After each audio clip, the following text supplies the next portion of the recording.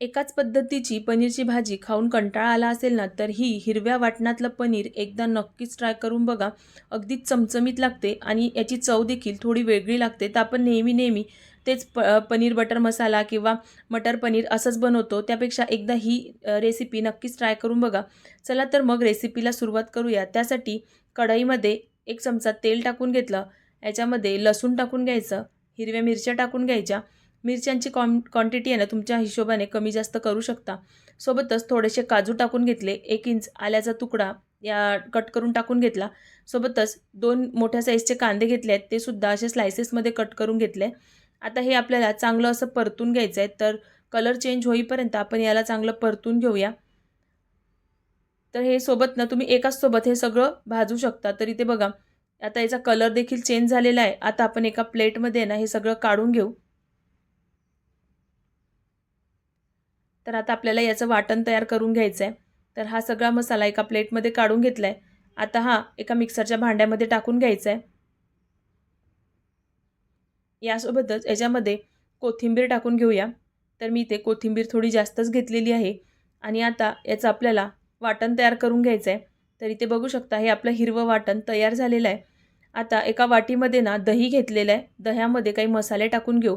तर याच्यामध्ये हळद पावडर, 1 चमचा धने जिरे पावडर, 1 चमचा लाल तिखट, अर्धा चमचा गरम मसाला, हे सगळं टाकून आपल्याला इथे हे मिक्स करून घ्यायचं आहे. या पद्धतीने दह्यामध्ये मसाले मिक्स केले तर दही फाटत नाही. तर बघू शकता या पद्धतीने हे चांगलं असं मिक्स करून घेतलेलं आहे. आता आपला हा दह्याचा मसाला आहे ना तो तयार झालेला आहे. आता हा साईडला ठेवून घेऊया. आता एका पॅनमध्ये मी इथे तेल टाकून घेतलं आणि आपण हे पनीरचे तुकडे आहे ना याच्यामध्ये थोडेसे फ्राय करून घेऊया. तर सगळे पनीर याच्यामध्ये आपण या पद्धतीने दोन्ही साईडनी चांगले पलटवून ना फ्राय करून घेऊ. तर बघू शकता मस्त असा कलर आलेला आहे. तर दोन्ही साईडनी या पद्धतीने मी हे फ्राय करून घेते. आता बघू शकता आपले हे पनीर आहे ना ते सगळे असे फ्राय झालेले आहेत. आता एका प्लेटमध्ये आपण हे काढून घेऊ. रेसिपी तुम्हाला कुठल्याही क्षणी थोडी जरी आवडली ना तर व्हिडिओला लाईक नक्कीच करा. तर मी ते सगळे पनीर आहे ना ते इथे काढून घेतलेले आहेत. आता त्याच कढईमध्ये ज्याच्यामध्ये आपण मसाला बनवला होता ना त्याच्यामध्येच तेल टाकून घेतलं आहे. त्याच्यामध्ये अर्धा चमचा जिरं टाकून घ्यायचं, 1 कलमीचा तुकडा टाकून घेतला आहे. सोबतच 1 मी तेजपान टाकून घेतलेलं आहे. आता हे हलकंसं आपल्याला परतून घ्यायचं आहे. यासोबतच मी इथे 10 ते 12 मिरे टाकून घेतलेले आहे. आता हे चांगलं मसाला आहे ना तो परतून घेतल्यानंतर आता याच्यामध्ये आपण जे वाटण तयार करून घेतलं होतं ते टाकून घ्यायचं. आता आपल्याला हा वाटलेला मसाला आहे ना तो चांगला असा परतून घ्यायचा आहे. आधी याला चांगलं असं मिक्स करून घेऊया. तर आता इथे बघू शकता आपण हा चांगला असा मिक्स करून घेतलेला आहे. आता परत याला चांगलं तेल सुटेपर्यंत आपण हा मसाला आहे ना चांगला परतून घेऊया.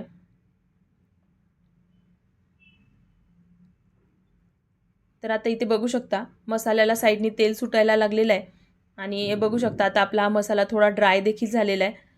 म्हणजे आपला मसाला आहे ना चांगला असा परतून झालेला आहे. आता आपण याच्यामध्ये आपण जे दही ठेवलं होतं ना मसाले मिक्स करून ते टाकून घेऊया. आता याला चांगलं असं मिक्स करून घेणार आहे.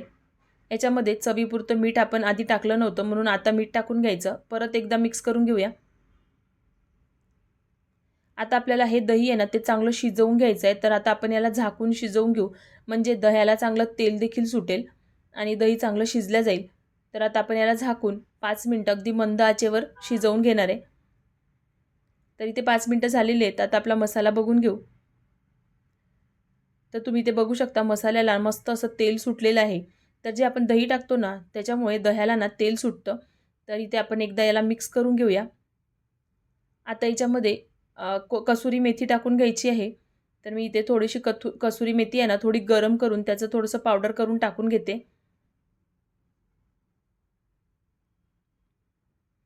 आता याला एकदा मिक्स करून घेऊया. आता आपली ही ग्रेव्ही तयार झालेली आहे. आता आपण याच्यामध्ये जे आपण पनीर फ्राय करून ठेवलं होतं ते टाकून घेऊया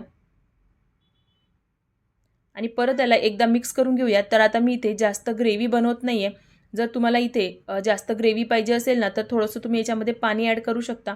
पण हे पनीरची भाजी आहे ना या पद्धतीने थोडीशी घट्टसर राहिली ना त्याची चव खूप छान लागते. अगदी हॉटेलमध्ये मिळते ना तशीच बनते. तर आता हे मी झाकून शिजवून घेते. तर इथे मी 5 मिनटं झाकून याला मंद आचेवर होऊ दिलं होतं. तर आता बघू शकता मसाल्याला परत छान असं तेल सुटलेलं आहे आणि मस्त असं चमचमीत आपलं हे पनीर तयार झालेलं आहे. तर हे हिरव्या वाटणातलं पनीरची भाजी तुम्हाला कशी वाटली मला कमेंट बॉक्समध्ये नक्कीच सांगा. तर इथे बघू शकता ग्रेव्ही बघा किती मस्त असं टेक्स्चर आलं आहे ग्रेव्हीला. तर तुम्ही हे नान पराठ्यासोबत कशासोबतही खाऊ शकता. तर एका बाउलमध्ये मी इथे सर्व करून घेते. तर अशी घट्टसर ग्रेव्ही असली ना त्याची चव खूप छान लागते. तर एकदा माझ्या पद्धतीने नक्कीच ट्राय करून बघा आणि तुम्हाला रेसिपी थोडी जरी आवडली असेल ना तर व्हिडिओला लाईक नक्कीच करा. तर यावेळी कोणी पाहुणे आले ना तर ही रेसिपी नक्कीच ट्राय करून बघा. तर नक्कीच आवडेल. चला तर मग भेटूया अशाच नवनवीन रेसिपींसोबत. Bye bye.